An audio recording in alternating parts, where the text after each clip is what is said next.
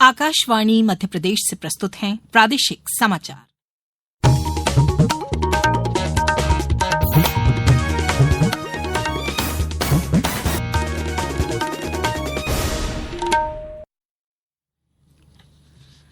नमस्कार, समाचारों के साथ मैं राना शाहिद। पहले इस बुलेटिन के मुख्य समाचार। प्रधानमंत्री नरेंद्र मोदी ने कहा, सबका साथ सबका विकास का मंत्र ही सरकार की नीति और निष्ठा भी है। मुख्यमंत्री ने इंडियन इंस्टीट्यूट ऑफ आर्किटेक्ट्स के राष्ट्रीय अधिवेशन का भोपाल में किया शुभारंभ। पोषण पखवाड़ा 2025 के तहत प्रदेश में हो रहा है विभिन्न कार्यक्रमों का आयोजन। और प्रदेश के कई जिलों में बारिश और ओले गिरने का अलर्ट, लोगों को तेज गर्मी से मिलेगी राहत। अब समाचार विस्तार से। प्रधानमंत्री नरेंद्र मोदी ने कहा कि गरीब और वंचित के उत्थान का संकल्प, सबका साथ सबका विकास का मंत्र और सेवा की भावना ही आज सरकार की नीति भी है और निष्ठा भी है। श्री मोदी आज प्रदेश के अशोकनगर के ईसागढ़ स्थित श्री आनंदपुर धाम में उपस्थित श्रद्धालुओं को संबोधित कर रहे थे। सरकार की जन कल्याणकारी योजनाओं का उल्लेख करते हुए श्री मोदी ने बताया कि परमार्थ ही सच्ची सेवा है।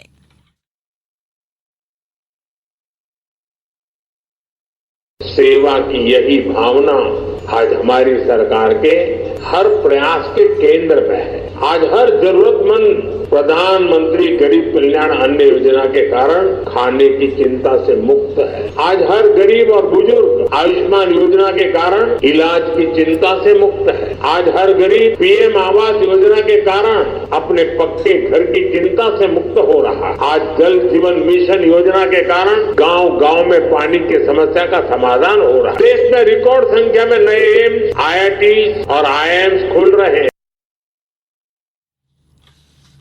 उन्होंने कहा कि अशोकनगर और आनंदपुर धाम ने इतना कुछ दिया है, हम इन क्षेत्रों के विकास के लिए दृढ़ संकल्पित हैं।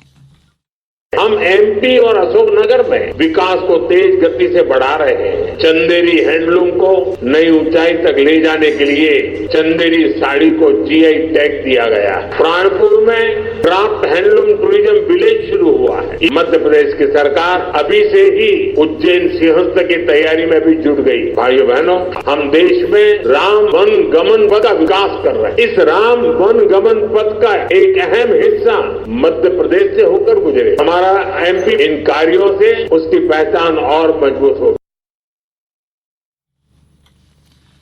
इससे पहले प्रधानमंत्री ने परमहंस अद्वैत मत के मंदिरों में दर्शन किए, प्रमुख गुरु से भेंट की और सत्संग कार्यक्रम में शामिल हुए। कार्यक्रम में डॉक्टर मोहन यादव, केंद्रीय मंत्री ज्योतिरादित्य सिंधिया और प्रदेश भाजपा अध्यक्ष वीडी शर्मा सहित विभिन्न लोग मौजूद थे।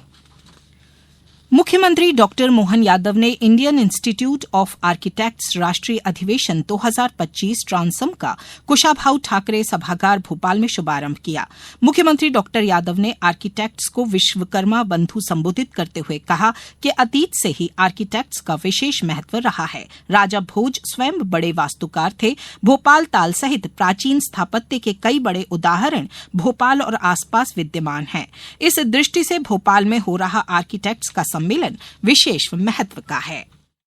मुझे इस बात की प्रसन्नता है। सबसे पहले तो मैं आपको बधाई देना चाहूंगा, आपके एसोसिएशन को बधाई देना चाहूंगा कि आपने भोपाल का, मध्य प्रदेश का चयन किया। मैं आपको प्रणाम करता हूं, आपका अभिनंदन करता हूं सरकार की ओर से। भोपाल में जब मैं बात कर रहा हूं तो भोपाल में राजा भोज का 1000 साल पुराना वो वास्तुशिल्प का उनके अद्भुत नमूने आपको दिखाई दें, जिसके बलबूते पर काल के प्रवाह में हमारे वास्तुशिल्प की कितनी अलग प्रकार की उन्नत अवस्था थी, उसके प्रमाण भी आपको दिखाई दें। केंद्रीय सूचना और प्रसारण मंत्री अश्विनी वैष्णव ने कहा है कि रचनात्मक क्षेत्र से उभरती अर्थव्यवस्था में महाराष्ट्र और मुंबई का विशेष महत्व है और तेजी से बदलती टेक्नोलॉजी के दौर में इसे बनाए रखने के लिए मुंबई में वेव्स 2025 आयोजित किया जा रहा है। श्री वैष्णव महाराष्ट्र के मुख्यमंत्री देवेंद्र फडणवीस के साथ मुंबई में वेव्स के आयोजन की तैयारियों की समीक्षा के बाद पत्रकारों से बातचीत कर रहे थे। गौरतलब है कि अगले महीने 1 से 4 मई तक मुंबई में वेव्स का आयोजन होना है। अब समाचारों में वक्त है एक ब्रेक का।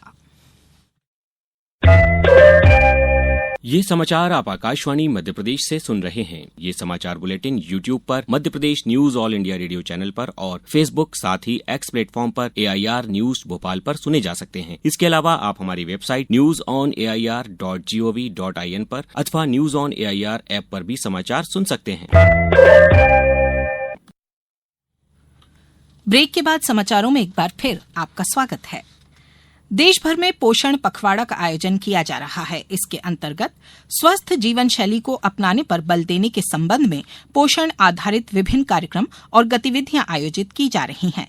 छतरपुर जिले में कलेक्टर पार्थ जायसवाल के निर्देशन में प्रत्येक सप्ताह की थीम एवं गतिविधियों को जिला परियोजना सेक्टर स्तर एवं आंगनवाड़ी केंद्रों में आयोजित किया जा रहा है।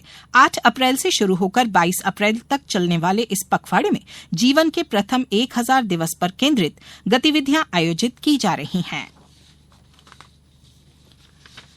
प्रदेश में जल प्रबंधन और वर्षा जल संचयन की जन जागरूकता के लिए जलगंगा जल संवर्धन अभियान चलाया जा रहा है। अभियान के अंतर्गत शिवपुरी जिले में ग्राम धुवानी तालाब पर ग्रामीणों की सहभागिता से श्रमदान कर लोगों को जल संरक्षण के लिए प्रेरित किया गया। ग्वालियर जिले में जल संसाधन मंत्री तुलसीराम सिलावट ने आज मुरार वैशली नदी पर चल रहे जल संरक्षण एवं वृक्षारोपण कार्य का जायजा लिया। उन्होंने कहा कि पर्यावरण संतुलन एवं भावी पीढ़ियों के भविष्य के लिए जल संरक्षण जरूरी है। इस अभियान में नदी व तालाबों के किनारे बड़े पैमाने पर पौधरोपण कराया जा रहा है। नीमच जिले में चलाए जा रहे जल गंगा संवर्धन अभियान के तहत जल संरचनाओं के निर्माण, जीर्णोद्वार, मरम्मत एवं जन सहयोग से जल संरचनाओं के साफ सफाई का कार्य वृहद स्तर पर किया जा रहा है। प्रदेश भीषण गर्मी और लू की चपेट में है। राज्य में सबसे अधिक तापमान रतलाम जिले में 44 डिग्री सेल्सियस दर्ज किया गया, तो रात का सबसे कम तापमान 15.4 डिग्री पचमढ़ी में रिकॉर्ड हुआ। इसी बीच मौसम विभाग के अनुसार प्रदेश में अगले 3 दिन तक तेज गर्मी और लू से थोड़ी राहत मिलेगी। मौसम विभाग ने भोपाल, ग्वालियर, जबलपुर, उज्जैन समेत 42 जिलों में बारिश होने, तेज आंधी चलने या ओले गिरने का अलर्ट जारी किया है। आज प्रदेश के उत्तरी और दक्षिणी हिस्से के 17 जिलों में मौसम बदला रहेगा। ग्वालियर, चंबल, नर्मदापुरम, रीवा और जबलपुर संभाग के जिलों में हल्की बारिश, तेज आंधी और ओले गिर सकते हैं। 12 और 13 अप्रैल को प्रदेश के ज्यादातर जिलों में मौसम बदला रहेगा।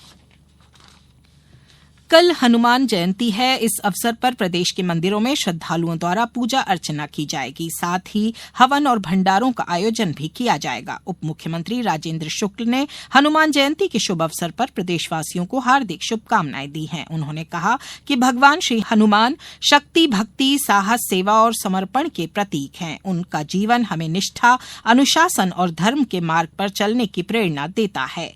प्रभु श्री राम के प्रति उनकी अटूट भक्ति और निष्काम सेवा प्रत्येक नागरिक के लिए प्रेरणा स्रोत है। गुना जिले में स्थित श्री हनुमान टेकरी धाम में कल हनुमान जयंती के पावन अवसर पर विशाल एवं ऐतिहासिक मेले का आयोजन किया जाएगा। अब कुछ समाचार संक्षेप में।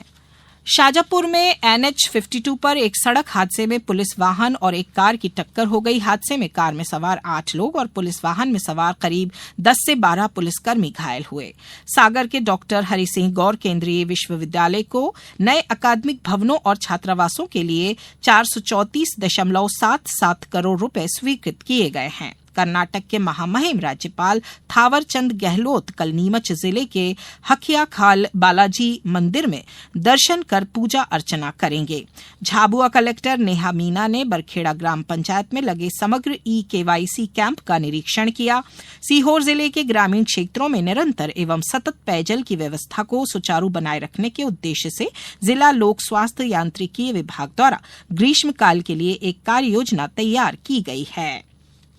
छतरपुर जिले में राजस्व अधिकारियों ने गेहूं उपार्जन केंद्रों का निरीक्षण कर व्यवस्थाओं का अवलोकन कर केंद्र प्रभारियों को आवश्यक दिशा निर्देश दिए। आज इस बुलेटिन में बस इतना ही। दीजिए इजाजत। नमस्कार।